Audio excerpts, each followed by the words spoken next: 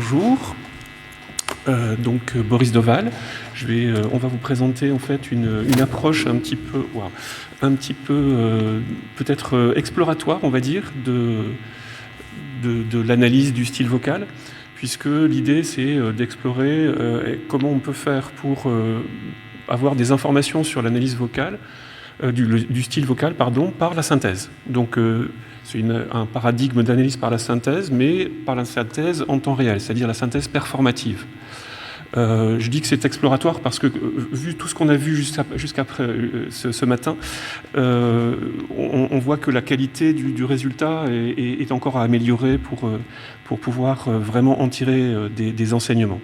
Juste avant, on va vous présenter donc très rapidement l'historique des instruments de synthèse de voix qui ont été réalisés donc, par l'équipe de Christophe D'Alessandro, qui ne peut pas être là aujourd'hui parce qu'il a un autre colloque en parallèle. Est-ce que tu peux avancer ? Oui.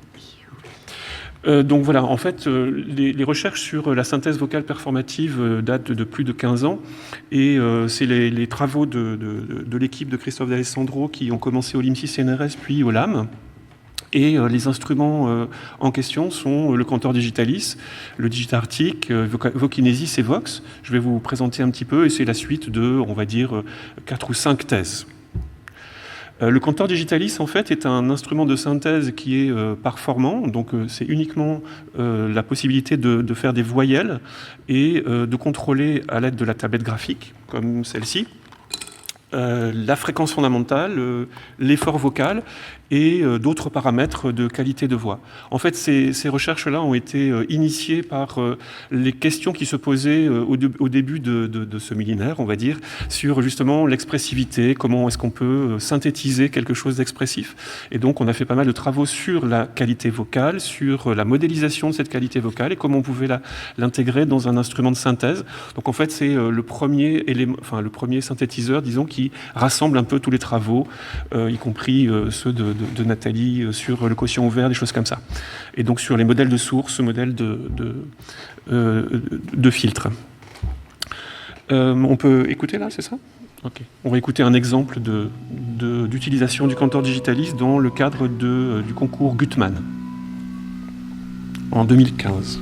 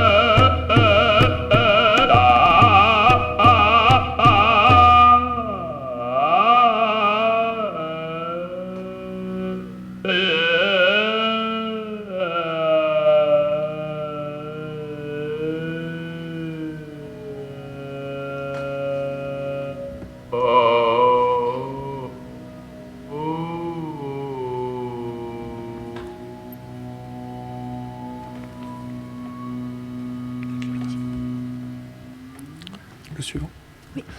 Juste pour ajouter quelques mots, le concours Gutmann, c'est un concours à competition pour les nouveaux instruments qui est chaque année aux États-Unis, et le Cantor Digitalis a gagné en 2015. C'est vrai.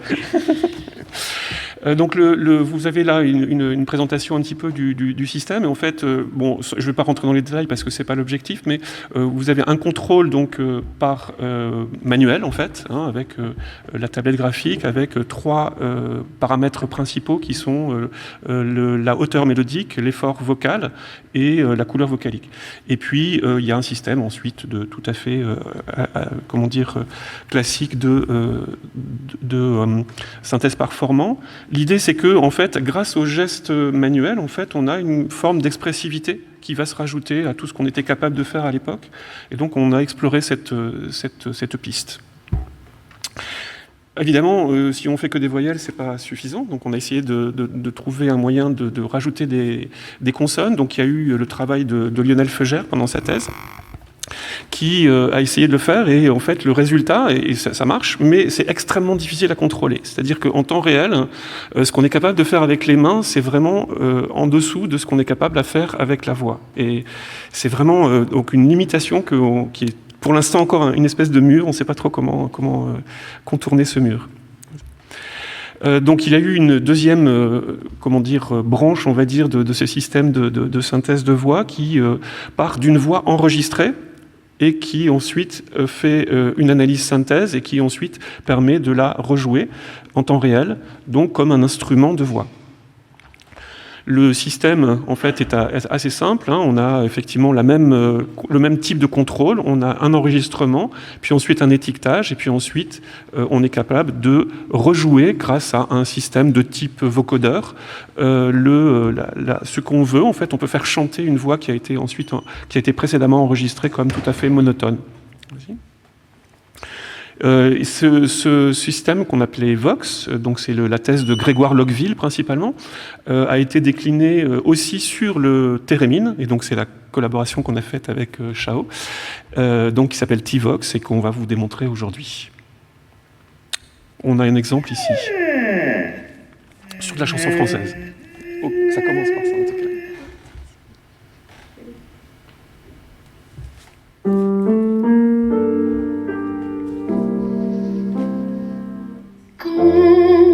Il me prend dans ses bras, il me parle tout bas, je vois la vie en rose.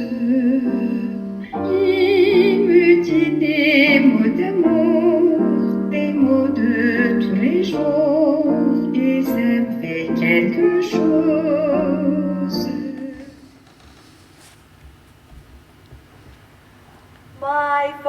Comment ça marche? Du coup, il faut enregistrer un échantillon et après, il y a un processus manuel de l'étiquetage et puis il y a un patch max qui tourne.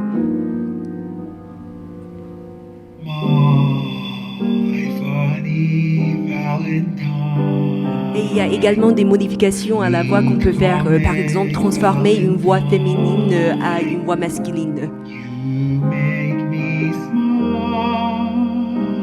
With my heart.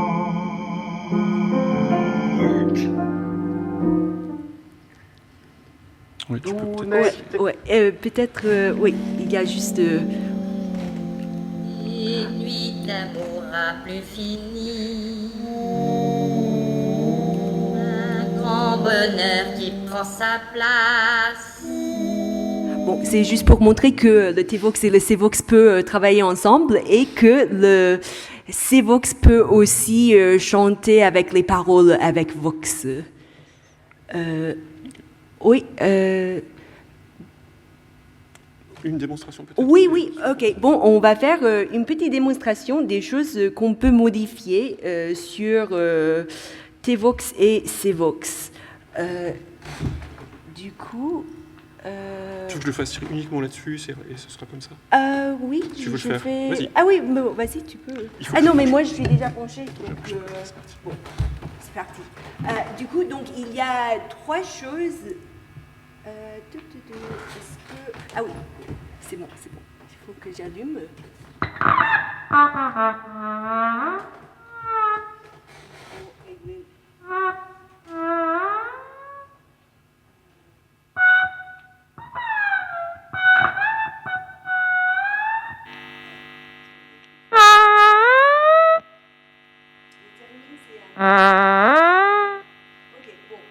bon, je ne vais pas faire pour le vrai, mais en gros, il y a la fréquence.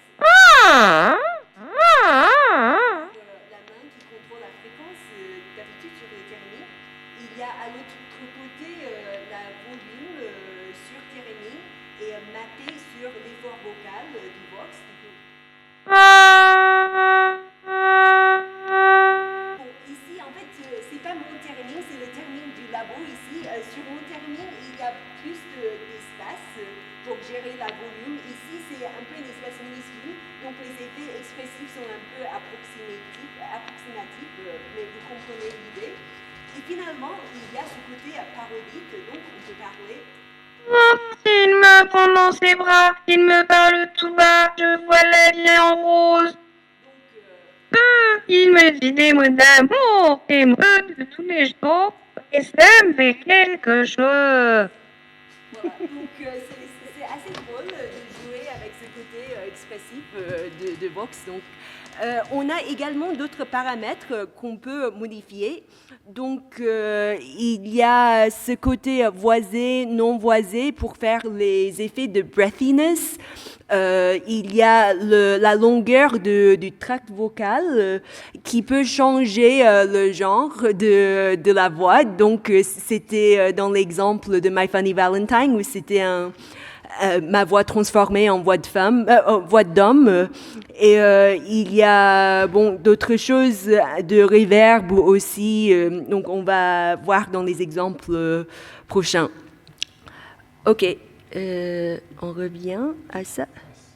Oui, et après, c'est la partie Céline. Oui. Donc, on va voir comment on peut s'en servir de cet outil dans l'analyse musicologique avec un exemple d'une chanson et différentes versions par les différents artistes. Voilà, merci. Alors, ma petite... Ça marche le micro ? Oui, ça va marcher maintenant. Ok, merci. Ma petite intervention va finalement faire le point entre cette communication-là avec Tivox et Civox et la communication précédente avec l'IRCAM, puisque je vais montrer finalement la complémentarité de ces différentes méthodes analytiques pour l'analyse musicologique. Donc, je vais d'abord présenter donc une analyse qui va utiliser donc les outils qui ont été développés par l'IRCAM qu'on a vu tout à l'heure. Donc, la voix séparée de la source, l'alignement du texte. Donc, je vais présenter un petit peu ce qu'on entend par style vocal et comment on peut analyser le style vocal donc à partir de ces outils, à partir d'une chanson en particulier, donc de Georges Brassens, Il n'y a pas d'amour heureux, et donc d'une analyse comparative de 3 versions enregistrées de cette chanson qui représentent 3 styles interprétatifs bien différents, donc par Barbara, Georges Brassens et Françoise Hardy. L'analyse musicologique sera, dans un deuxième temps, croisée à l'analyse performative, donc en utilisant le thérémine et la tablette, Tvox et Cvox, donc qui va permettre d'objectiver d'objectiver les effets stylistiques précédemment analysés par un travail, un procédé d'imitation par le contrôle gestuel des traits vocaux caractéristiques. Donc cette étape apportera un processus dynamique tout à fait inédit dans le domaine de l'analyse musicologique de l'interprétation, qui va passer donc par l'expérience de l'imitation gestuelle et son contrôle également auditif, le contrôle auditif du résultat en temps réel, qui permet de compléter, d'affiner l'analyse musicologique descriptive comme nous le verrons. Alors tout d'abord, un petit point sur les styles de chant et leurs caractéristiques. Les nombreux effets et traits vocaux que l'on peut distinguer dans une interprétation peuvent relever de différents modèles stylistiques auxquels peut chercher à se conformer l'artiste, définissant ainsi différentes strates d'identification stylistique qui peuvent se combiner, fusionner dans la performance. Alors tout d'abord, des éléments qui relèvent du style générique. Donc ce style générique englobe donc une palette de comportements, d'effets vocaux communs à plusieurs artistes, donc une palette qui permet d'identifier un genre ou un courant musical. Donc par exemple, pour prendre des exemples assez typiques, le cri ou la voix gutturale dans le rock, la théâtralisation, l'emphase dans la chanson littéraire rive gauche, etc. Donc des caractéristiques interprétatives qui se conforment au canon esthétique d'un genre spécifique. Ensuite, on a le style individuel propre à l'artiste et qui va lui permettre de se distinguer entre tous au sein d'un genre et d'un courant. Donc il est garant de la singularité, de l'identité propre de l'artiste et il se compose d'un catalogue d'effets personnels à la typicité plus ou moins exacerbée et à la combinaison originale de différents effets dans les interprétations d'un artiste. L'interprétation vocale d'un artiste spécifique se compose en outre donc d'éléments plus ou moins prévisibles, prédéterminés, relativement constants au sein donc du corpus enregistré de l'artiste, donc les éléments de style en font partie, et d'éléments qui sont plus imprévisibles pour l'auditeur, moins déterminés, liés au choix délibéré de l'interprète, donc au service d'une stratégie interprétative spécifique dans une chanson donnée. Et on peut parler également des aléas liés à l'interprétation qui vont créer également une forme d'imprévisibilité. Alors passons maintenant à la chanson « Il n'y a pas d'amour heureux ». Pour définir un style interprétatif, l'étude comparative d'une reprise d'une même chanson par différents interprètes présente un grand intérêt, puisque cette méthode permet d'observer les différences dans les choix de prise en charge des non-dits de la partition, pour reprendre une expression de René Guittard, donc une prise en charge des non-dits de la partition, à partir d'un même modèle abstrait, c'est-à-dire d'un même matériau mélodico-textuel de base, puisqu'on est sur la même chanson. Donc selon la personnalité de chaque artiste, les reprises peuvent constituer de véritables recréations. Il n'y a pas d'amour heureux. Il n'y a pas d'amour heureux est une mise en musique d'un poème de Louis Aragon écrit en 1943 à Lyon, justement, et mis en musique par Georges Brassens en 1953, qui fait l'objet d'une première édition phonographique dans son deuxième album, Le Vent, en 1953. Alors là, vous avez la partition officielle, la partition éditée. En tout cas, j'ai tiré la mélodie. Donc l'écriture mélodico-rythmique de cette chanson se conforme essentiellement à ce qu'on peut appeler la prosodie traditionnelle, qui est en usage dans la chanson française littéraire. Alors très rapidement, on la repère par donc une écriture syllabique, une mélodie en mouvement essentiellement conjoint et inspirée des mouvements de l'intonation de la parole, un ambitus assez restreint, ici d'une octave sur cette chanson, la répétition d'une même valeur de note pour chaque syllabe, donc ici la double croche sur cette partition, des pauses rythmiques à la césure, en fin d'hémistiche et en fin de vers, et la coïncidence entre la dernière syllabe donc de ces groupes de mots et un temps fort, donc un premier temps de mesure, la dernière syllabe réelle, on va dire. Quand c'est une rime féminine, c'est un peu différent. Justement, on trouve également une articulation des syllabes caduques, des e muets, en fin de rime qu'on qualifie de rime féminine. Donc force, par exemple, ici.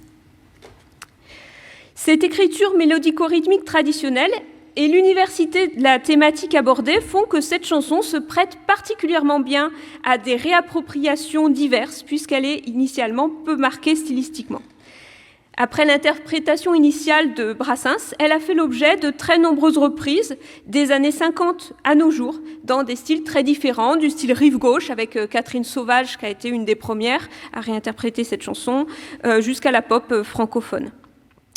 Nous retenons dans ce corpus 3 interprétations emblématiques dont nous notons d'emblée enfin d'abord 3 interprétations emblématiques. Donc vous avez ici les références, donc une de Georges Brassens, donc 1953, l'interprétation de Barbara qui dédie un disque à Brassens, donc en 1960, et ensuite l'interprétation de Françoise Hardy, auquel cette intervention peut rendre un petit hommage, qui date de 1967. Donc dans ce tableau, nous pouvons voir d'abord quelques grandes différences d'ordre macrostructurel, mais qui vont avoir une incidence sur l'interprétation, notamment les différences d'arrangement, d'instrumentation. Ensuite, des différences évidentes dans le traitement rythmique, avec un tempo plus ou moins rubato, extrêmement rubato pour Barbara, beaucoup plus régulier, totalement régulier chez Françoise Hardy, des tempos différents. Donc globalement, un traitement rythmique différent dans les 3 versions. Alors maintenant, on va décrire plus précisément quelques caractéristiques du style interprétatif dans ces 3 versions. Alors les effets interprétatifs pertinents pour la description d'un style peuvent être classés selon différentes dimensions. Alors on distingue en particulier des effets qui relèvent de la fréquence fondamentale. Alors je ne vais pas vous lire tout le tableau, on peut parler d'effets de glissando, de transition entre les notes, de vibrato, de justesse, de portamento, etc. Ensuite, on a des effets liés à la dimension temporelle, au traitement rythmique, des effets liés à la dynamique, donc une intensité plus ou moins constante, plus ou moins fluctuante. Et ensuite, on a également un certain nombre d'effets beaucoup plus complexes, qui sont pluridimensionnels, qui vont naître de l'imbrication entre différents paramètres. Le timbre, j'ai oublié. Donc bien sûr, oui, j'ai oublié les effets liés au timbre, donc timbre plus ou moins bruité, imprégné éventuellement d'effets paralinguistiques. Et donc ces effets qui sont pluridimensionnels, donc effet d'attaque d'une note, coupure d'un son, éléments paralinguistiques et extralinguistiques, traitement phonétique, on a vu l'importance de ce traitement phonétique dans l'intervention d'Olivier. Voilà, et divers aspects expressifs. Donc l'utilisation de TVOX et CVOX permet d'agir au moins sur les 3 premières dimensions, donc la fréquence, la dynamique, le découpage temporel, un petit peu également sur la composition phonétique. Donc on peut dire qu'avec cet outil, par un procédé donc d'analyse performative, on peut finalement reconstituer la plupart des effets interprétatifs qu'on peut repérer dans une interprétation. Alors on va écouter la première strophe de Barbara en visualisant le sonagramme, donc la voix séparée de l'accompagnement ici, et puis l'alignement des syllabes donc ces analyses ayant été réalisées à partir des outils donc développés par les collègues de l'IRCAM. Rien n'est jamais acquis à l'homme, ni sa force, ni sa faiblesse, ni son cœur. Et quand il croit ouvrir ses bras, son ombre est celle d'une croix. Et quand il croit serrer son bonheur, il le broie. Sa vie est un étrange et douloureux divorce. Il n'y a pas d'amour heureux. Alors, l'interprétation de Barbara, parmi les 3, est la plus diversifiée, la plus riche d'effets. Elle s'appuie sur une stratégie générale de jeu d'exacerbation des contrastes, combinant donc des contrastes de tempo avec un fort rubato composé parfois d'accélération suivi de ralentissement soudain, des contrastes de dynamique associés souvent à des effets de glissando intonatif, donc un phrasé ainsi organisé en grands axes de tension, Une variabilité du timbre également, qui est associée aux fluctuations dynamiques et rythmiques, avec des passages en débit rapide qui sont souvent associés à une voix plus puissante et plus projetée, et des ralentissements qui sont souvent associés à une voix plus douce et plus proche et imprégnée de vibrato. Barbara, d'autre part, ne respecte pas les pauses et articulations de la partition, mais peut déplacer les positions des césures, ajouter des pauses à l'intérieur d'un vers et créer des effets de rejet et d'enjambement. Les contrastes de débit permettent également des effets d'emphase sur certains mots porteurs de sens qui vont être allongés et qui sont également mis en relief par une convergence de différents procédés d'accentuation syllabique, avec une grande variété de traitements, accent dynamique, allongement donc de la durée vocalique, glissando, ascendant, vibrato. Comme dans toutes les interprétations de Barbara, c'est vraiment propre au style interprétatif général de Barbara, on trouve la combinaison d'une multitude d'effets subtils qui renouvellent l'interprétation en permanence et font porter l'attention sur le sens du texte. Ainsi, on peut parler d'une forme d'élucidation par la voix. Alors, de manière plus détaillée, un premier petit exemple. Ni sa faiblesse, ni son cœur, et quand il croit ouvrir ses bras, son ombre est celle d'une croix. Alors, dans ce petit exemple, on a déjà beaucoup d'effets. On peut remarquer un allongement du se de sa, ni sa faiblesse, donc en vers, donc qui va insister sur l'allitération en se, sa faiblesse, son. Répartition particulière également du vibrato sur certains mots.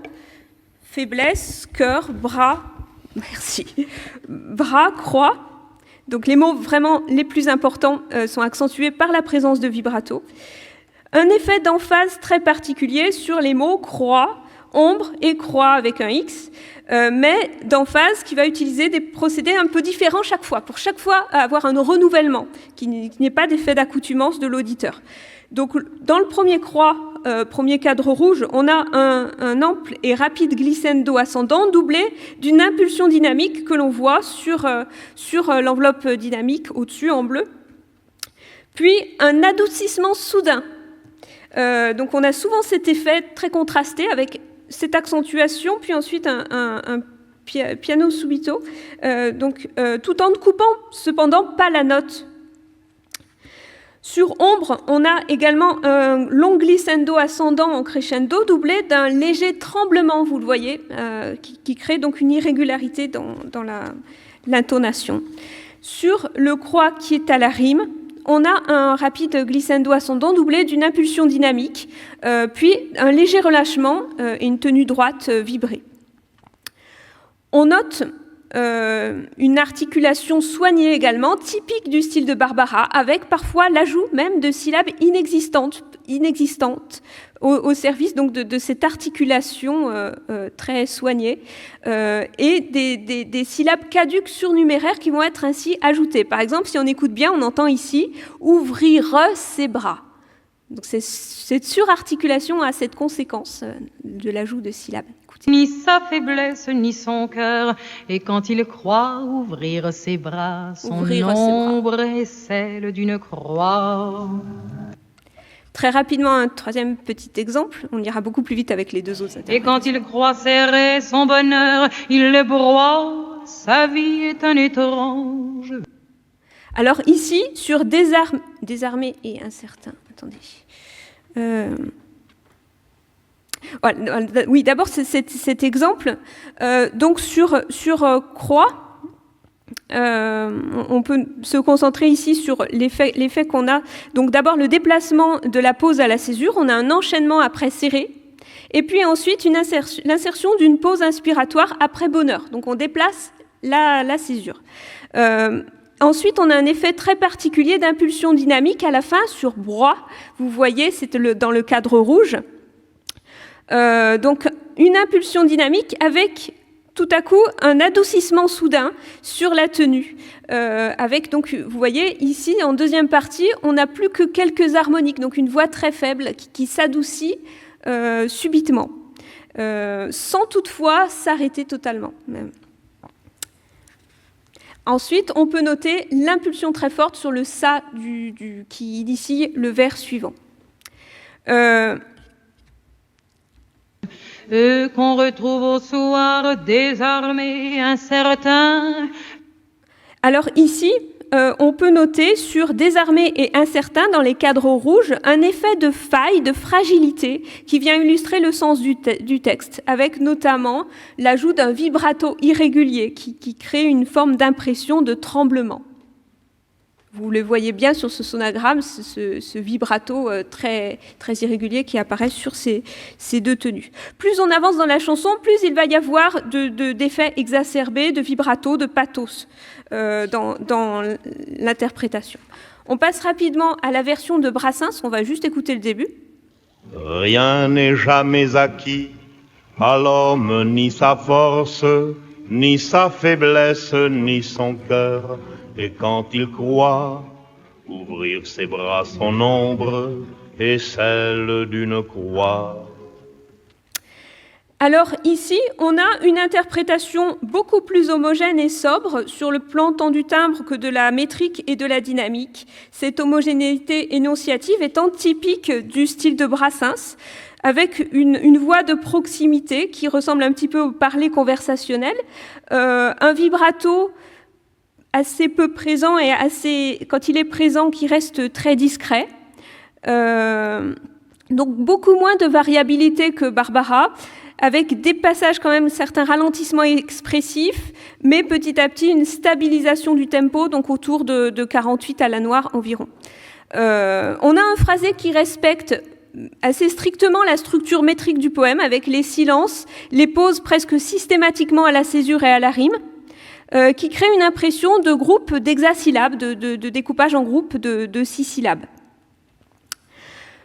On a un phrasé typique, saccadé, avec une impulsion, une petite impulsion sur chaque syllabe au niveau de l'arrivée du noyau vocalique, qui donne un caractère résolument rythmique au chant et qui met ainsi en valeur, par contraste, tout petit décalage rythmique agogique.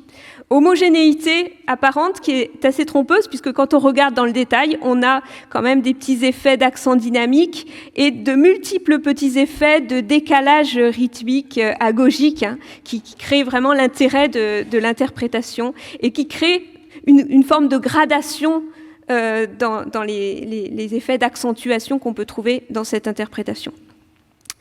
Comme chez Barbara, les syllabes caduques en fin de vers de rime féminine sont clairement articulées, mais ici avec une accentuation marquée, c'est-à-dire que quand on a une rime féminine, là par exemple divorce, le vor et le se sont articulés avec la même intensité, alors que normalement le se devrait être plus doux que la syllabe finale réelle. On a aussi l'ajout de syllabes, de l'articulation en tout cas de muet en cours de vers. Sa vie est un étrange et douloureux divorce, sa vie elle ressemble à ces soldats sans armes. Voilà, j'exagère évidemment, mais on a ces muets en cours de vers qui sont articulés. Comme Barbara, on a certains R qui sont roulés. Bon, on ne peut pas tout dire évidemment. Dernière version, celle de Françoise Hardy. Rien n'est jamais acquis à l'homme, ni sa force, ni sa faiblesse, ni son cœur. Et quand il croit ouvrir ses bras, son ombre est celle d'une croix. Alors, Françoise Hardy est l'interprète donc des trois qui a vraiment le tempo le plus régulier.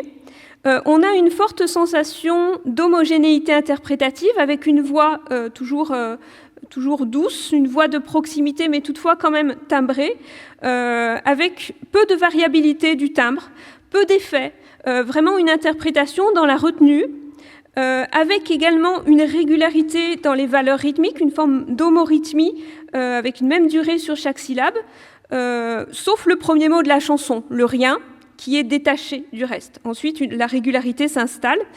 Donc une forme d'euphémisation interprétative qui est peut-être une expression d'une forme d'inexorabilité du temps qui passe par le tempo régulier. On se rappelle que ce morceau est dans un disque qui s'intitule « La jeunesse fout le camp ». Donc cette impression d'inexorabilité du temps qui passe, de désenchantement un petit peu, et d'une forme de soumission à la fatalité. On peut noter aussi, ça va dans le même sens, une euphémisation de l'articulation des consonnes. On a également par le découpage en groupe de six syllabes, donc une sensation d'hexasyllabe, un vibrato très discret, presque absent, et assez peu de tenue. En conclusion, quelques types de représentations graphiques qui pourraient servir de support pour aider la réinterprétation au thérémine et l'imitation de l'interprétation au thérémine. Donc, sur cette figure, j'ai superposé différents types d'analyses. Donc, l'enveloppe d'amplitude, la forme d'onde. Ensuite, le sonogramme avec donc, le découpage en syllabes, réalisé donc, par les outils qui ont été présentés tout à l'heure. La fréquence fondamentale réalisée également par les algorithmes développés par l'IRCAM. Et puis à la fin, donc, les notes de musique, et puis en rouge, les notes MIDI, ce qui permet de voir l'évolution de la fréquence fondamentale, en bleu, par rapport à la note théorique chantée. Et à partir de tout ça, j'ai fait une petite transcription vraiment symbolique des différents effets les plus évidents, les plus significatifs, à partir donc de codes que j'ai inventés, voilà, et que je superpose aux paroles. Ça permet un petit peu, ça joue un rôle d'aide-mémoire pour la réinterprétation au thérémine ou à la tablette, voilà, avec la légende qui va avec. Alors, en conclusion, pour la musicologie, quel serait l'apport de l'analyse performative par rapport à l'analyse de l'interprétation vocale d'après l'écoute, la visualisation du sonogramme et la transcription? Imiter les effets vocaux identifiés à l'écoute à l'aide d'un contrôleur gestuel de type tablette ou thérémine vient compléter l'analyse musicologique de l'interprétation vocale en permettant, par la simultanéité de la restitution gestuelle de la restitution gestuelle et de l'écoute du résultat sonore de cette restitution, cela permet de prendre conscience de l'impact sur notre perception de chaque petit détail du trait vocal restitué, et ainsi d'affiner vraiment sa compréhension en répétant et corrigeant à l'écoute et en validant, en évaluant toujours donc le résultat perceptif. Ce processus d'écoute et de restitution permet, en restituant plus ou moins parfaitement le trait imité et en conservant évidemment toujours une distance inévitable entre le modèle et sa restitution, cela permet d'évaluer par l'expérience auditive quelles caractéristiques sont les plus discriminantes et les plus essentielles dans la reconnaissance du modèle. Donc de hiérarchiser en quelque sorte l'importance de chaque effet perceptif initialement analysé. Voilà. Maintenant, on va passer à une petite démonstration pratique. Oui, du coup, oui, on va reproduire la première strophe des 3 versions de cette chanson, d'abord sur thérémine et ensuite sur la tablette avec l'accompagnement de Tom. Donc, on va commencer avec Brassens, l'original. Ensuite, on va aller faire Françoise Hardy parce que c'est moins différent que la version de Barbara sur laquelle on va finir. D'abord, je vais régler le timing parce que c'est...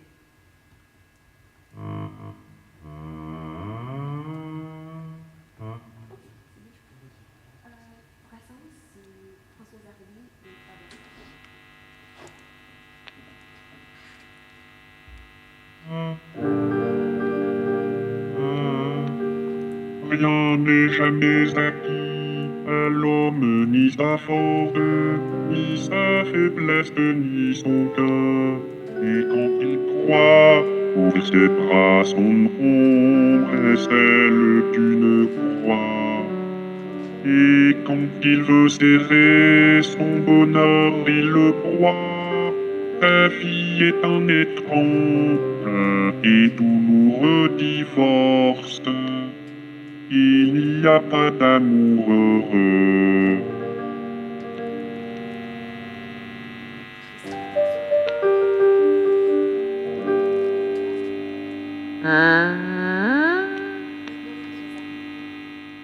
Bien.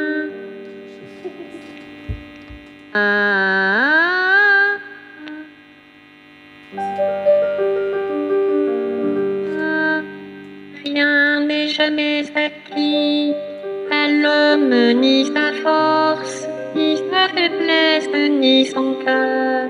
Et quand il croit ouvrir ses bras, son ombre est celle d'une croix. Et quand il veut serrer son bonheur, il le broie. Sa vie est un étranger et douloureux divorce. Il n'y a pas d'amour heureux.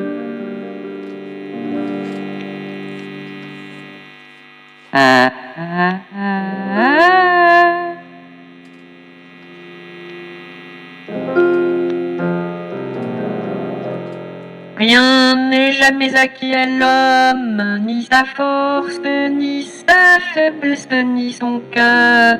Et quand il croit ouvrir ses bras, son ombre est celle d'une croix. Et quand il croit serrer son bonheur, il le broie. Sa vie est un étrange et douloureux divorce. Il n'y a pas d'amour heureux.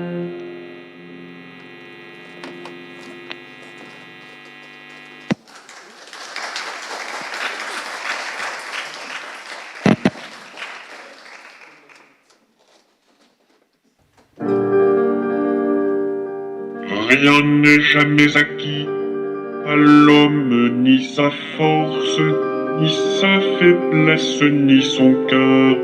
Et quand il croit à ouvrir ses bras, son ombre est celle d'une croix.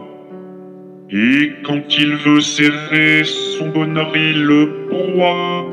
Sa vie est un étrange et douloureux divorce. Il n'y a pas d'amour heureux.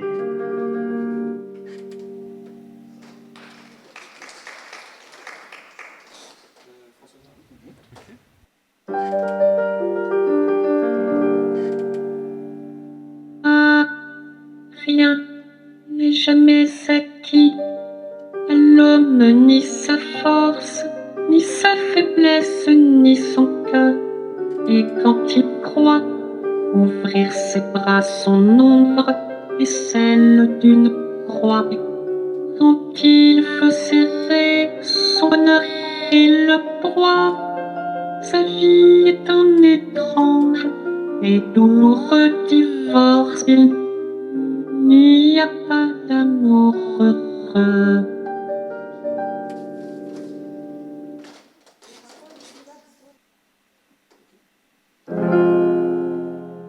Rien n'est jamais acquis à l'homme, ni sa force, ni sa faiblesse, ni son cœur. Et quand il croit ouvrir ses bras, son ombre est celle d'une croix. Et quand il croit serrer son bonheur, il le broie. Sa vie est un étrange et douloureux divorce. Il n'y a pas d'amour heureux.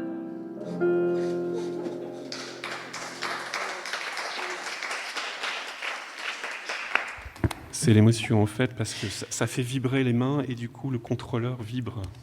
Ouais, c'est l'avancement des syllabes, c'est sur un bouton. Bon, on va expliquer. Et aussi sur cette histoire de petit ensemble, on vient de commencer à répéter ce matin. Oui. Oui, ok. Bon, pour reprendre, alors, comment... Donc, peut-être que je vais basculer en anglais. So, now to speak English. Oui. So I want to talk a bit about how these re-performances were put together. So before we were talking about, with Vox, there are some elements that are in real time, so particularly the rhythmic articulation, the vocal effort, and the frequency change.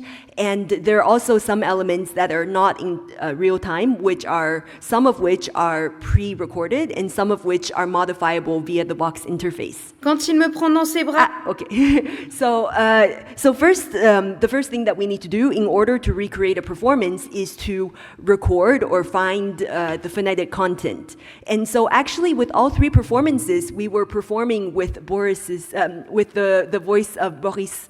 So we'll show you the original recordings that we started with. So first for Brassens. Rien n'est jamais acquis à l'homme, ni sa force, ni sa faiblesse, ni son cœur. Et quand il croit ouvrir ses bras, son ombre est celle d'une croix. Et quand il veut serrer son bonheur, il le broie. Et Françoise Hardy. Rien n'est jamais acquis à l'homme, ni sa force, ni sa faiblesse, ni son cœur. Et quand il croit ouvrir ses bras, son ombre est celle d'une croix. Et Barbara. Rien n'est jamais acquis à l'homme, ni sa force, ni sa faiblesse, ni son cœur. Et quand il croit ouvrir ses bras, son ombre est celle d'une croix. Et quand...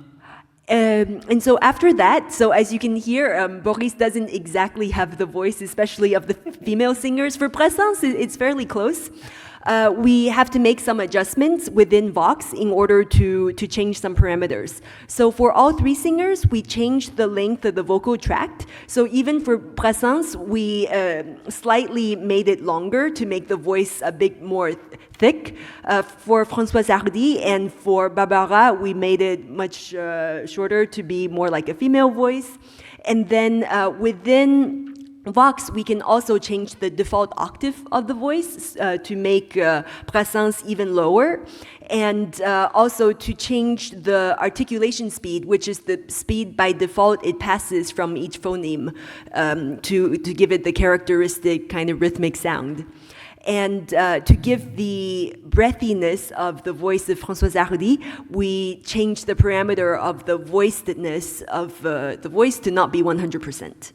Je peux faire des essais peut-être? Oui. Ok, je peux peut-être vous montrer un petit peu en direct ce que ça fait. Rien n'est jamais acquis. Si je change en fait juste la longueur du conduit vocal pour me rapprocher de probablement ce que j'ai fait moi. L'homme, ni sa force, ni sa faiblesse, Donc ça c'est à peu près la voix que je devais avoir, je pense. ni son cœur, et quand il croit ouvrir ses bras, son ombre est celle d'une croix. Voilà, et donc on peut changer le souffle en fait, en dosant simplement. Hein. Et donc on peut doser un peu chacune des parties. Donc voilà, on peut doser un peu, c'est comme ça qu'on a fait un peu de Françoise Hardy avec un peu plus de souffle.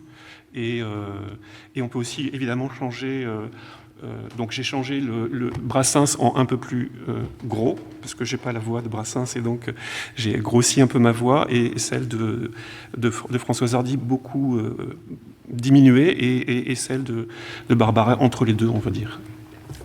Okay, so to talk about the different things that we modify in real time and how we kind of put it together and practice the performances. So the first element is the rhythm, which is quite characteristic between all three recordings. And the rhythm actually, there are three elements that can be modified in order to give the rhythmic effect for each of the versions.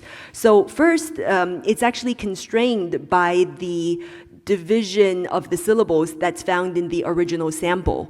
And so actually in all three of the songs, there are some phrases which have different syllabic rhythms. So in particular, this part, La vie est un étrange et douloureux divorce. So actually each of the three singers split it up differently. So there is one of them. So Brassens does La vie est un étrange et douloureux divorce. So étrange, divorce.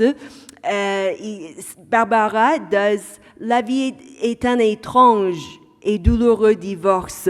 So étrange, the last syllable gets swallowed up, and divorce is split.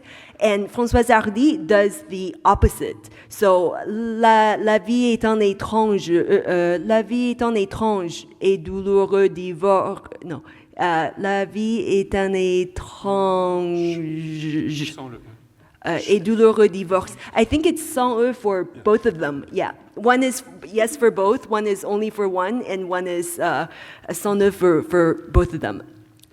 So this is something that we need to keep in mind as we do the syllable advancement, because actually for each of the songs it's different.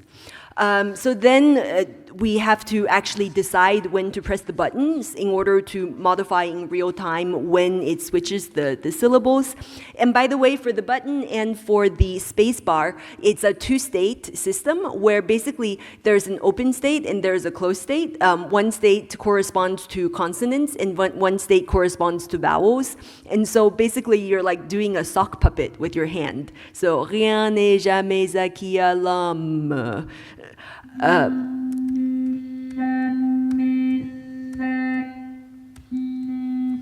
Yeah. And finally, another aspect of the rhythm is how the phrases are divided. So sometimes the phrases kind of split in the middle, and for that, this is taken care of by the intensity, which on the tablet is done by simply lifting the pen, and on the theremin, it's done by the left hand, which controls the volume. So the next part is about vocal effort. So I think today we weren't able to demonstrate it completely because, so on the tablet, it's quite sensitive, the amount that you press, and so it really requires a lot of work. And on my personal theremin, which I didn't bring for various reasons, there's a bigger space in which to play with the vocal effort. And so for some of the effects that Céline discussed about in Barbara, for instance, when she says "moi" and the voice diminishes very quickly. This can be done on my theremin, but unfortunately the effect was much less in this performance. And so one thing that I like to do when I try to put together these performances is in the beginning actually not even think about the fundamental frequency and just play with the rhythm and the intensity to work on those aspects, which I think already give a lot of the nature of each song. And finally, the frequency, which everybody pays a lot of attention to. So actually, for all of these three interpretations, the melody changes quite a bit in some parts. And so you can see, I pasted the examples that Céline had made on the phrase quand il croit ouvrir ses bras, son ombre est celle d'une croix. So Brassens does et quand il croit ouvrir ses bras, son ombre est celle d'une croix. And François Hardy, so he kind of da da da as opposed to da da da that François Hardy does. And Barbara actually does quite a different version. Et quand il croit ouvrir ses bras, son ombre. Ah no, I did it wrong for Brassens. Sorry. So Brassens is et quand il croit ouvrir ses bras, son ombre. And Barbara is et quand il croit ouvrir ses bras, son ombre. So she jumps down earlier. Or rather jumps down later. Instead of starting ouvrir on the low note, she starts on the high note and jumps down. And so one thing that helps me when I practice this, and maybe for Boris it's different, is I actually sing the song with my actual voice and use the theremin to copy my own voice in order to re-perform the song. And so maybe Boris, you can talk about here. Ah oui, je rebascule en français. Donc, en fait, Céline m'a transmis nous a transmis donc cette annotation du texte dans la version de Barbara, qui est peut-être la plus effectivement complexe à imiter. Et en fait, moi, j'ai essayé de noter avec donc peut-être des choses un peu différentes dans la légende, les gestes que moi je faisais à la tablette pour essayer d'imiter effectivement l'interprétation de Barbara. Et donc par exemple, ce qui est en rouge correspond à une montée de la hauteur. Donc effectivement, elle part, c'est presque une carte, je crois, au départ, sur le rien. Et par exemple, sur son ombre, effectivement, on a une montée très très longue et en glissando, enfin en portamento. En bleu, on a les baisses d'intensité ou les montées d'intensité rapides, qui sont effectivement caractéristiques.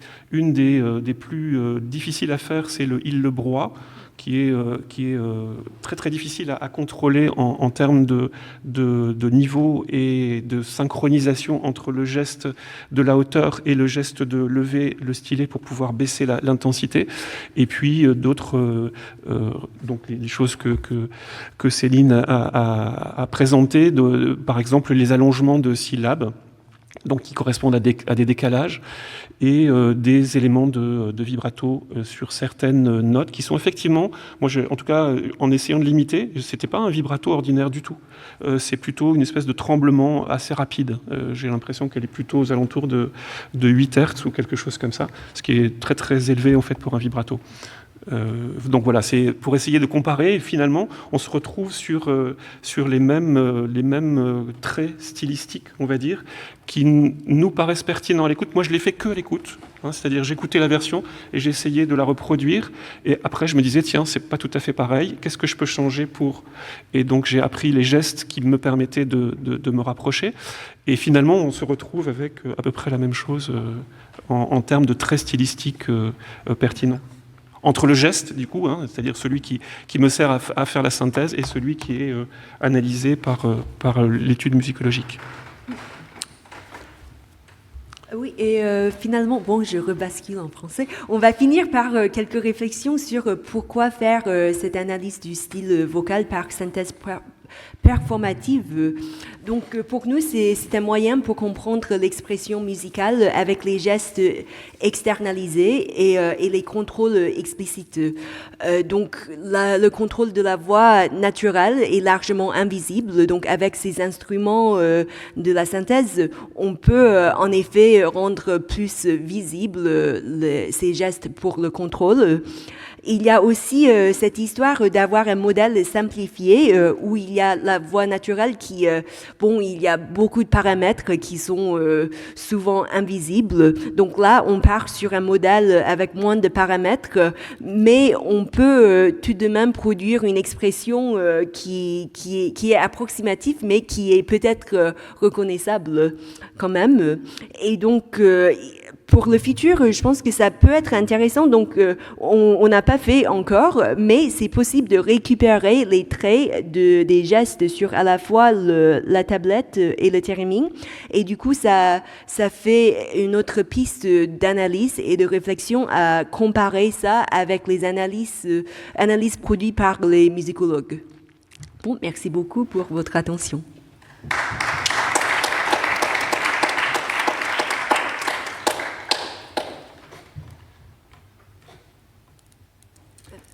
Oui, allez-y pour les questions. Merci.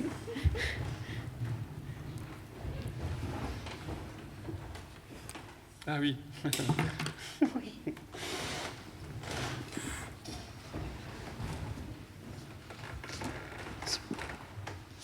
D'abord, merci pour ces travaux absolument fascinants. Je suis absolument fasciné par ce que je viens de voir. Moi, c'est plus une suggestion qu'une question.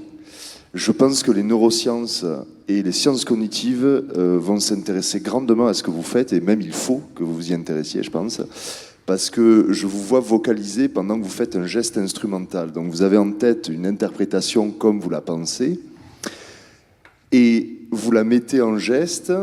Or, ça ne correspond pas réellement à l'interprétation, mais à l'image que vous vous en faites. Donc il y a l'accès au langage et l'accès à la musique. Enfin, au langage musical et au geste. Et je pense que les travaux d'Hugues Dufaux, qui est un neurochirurgien montpelliérain notamment, qui s'intéresse au réseau tendanciel de l'accès au langage, serait absolument fasciné de vous mettre des petits capteurs sur la tête pour voir ce qui se joue. Notamment dans la chirurgie, justement, ils essaient de vraiment cibler les réseaux qui permettent l'accès au langage, et lorsqu'ils opèrent, ils essaient de ne pas les atteindre lorsqu'ils ressèquent une tumeur, par exemple. Et là, je pense qu'on a des pistes folles. Merci pour ces travaux. Oui, merci beaucoup pour cette réflexion. En effet, je suis contente que tu as observé cette tendance. Je pense que c'est présent chez nous deux, en effet, de parler en même temps. Donc, c'est quelque chose que moi aussi j'ai remarqué et j'ai décrit dans l'auto-ethnographie d'apprentissage du timing, que c'est quelque chose qui arrive et que c'est intéressant. Et en fait, parfois, si on ne fait pas ça, on joue moins bien. Et c'est absolument essentiel. Et je pense que c'est aussi lié je sais pas, par exemple, les pianistes Glenn Gould ou les jazzmen qui jouent les solos et qui sont en train de en même temps. Mais en effet, ce serait génial de pouvoir étudier ça avec un neuroscientifique. Ouais, je pense qu'effectivement, il y a quelque chose à creuser du côté des représentations mentales qu'on se fait. Comme je le disais, hein, là, ce que j'ai montré là, c'est vraiment des gestes. Je pense que Chao, elle pense aussi en gestes et pas en... on imagine le résultat sonore, mais on pense on fait des gestes, en fait, et c'est les gestes qui nous guident.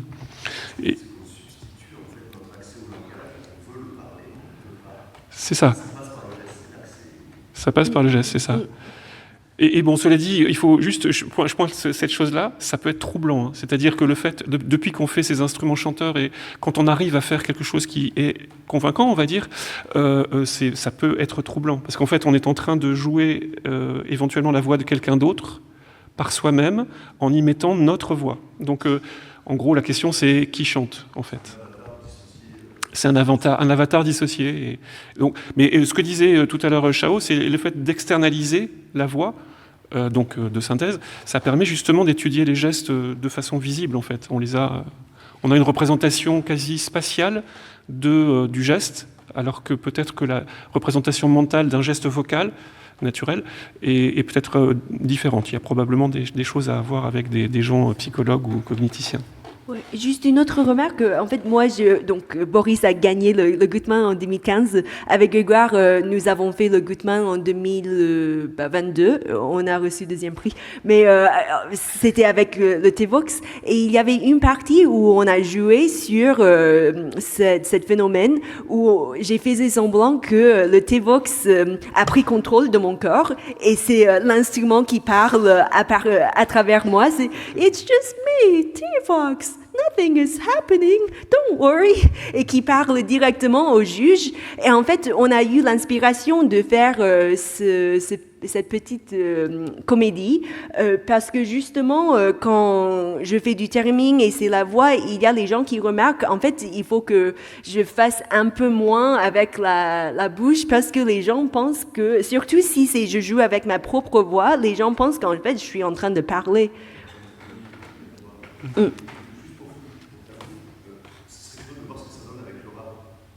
L'intonation et le geste doit être beaucoup plus... sur les finales, sur les fins de syllabes, on a une tendance un petit peu à les faire manquer, alors que chez Marcel, justement, elle se termine très rapidement. Très net. Et ces consonnes qui ressortent très fort.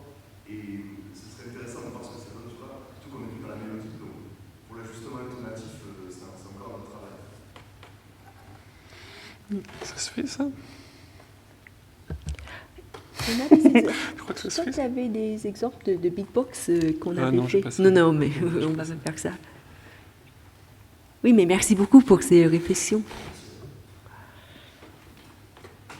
Est-ce qu'il y a d'autres questions? Juste rapidement, est-ce qu'il y a une voix de métal possible? Parce que c'est possible de faire une voix de souffle. Donc, c'est assez proche, une voix aiguë, un peu. J'ai pas ça là.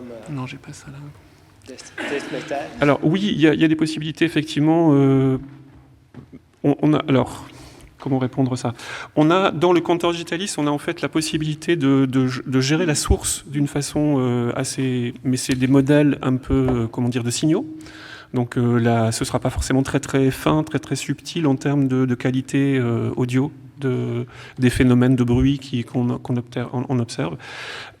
Ici, en fait, il faudrait essayer d'enregistrer en fait des sons qui sont de type growl ou ce genre de choses, ou des bruits. J'imagine que ça serait assez proche un souffle.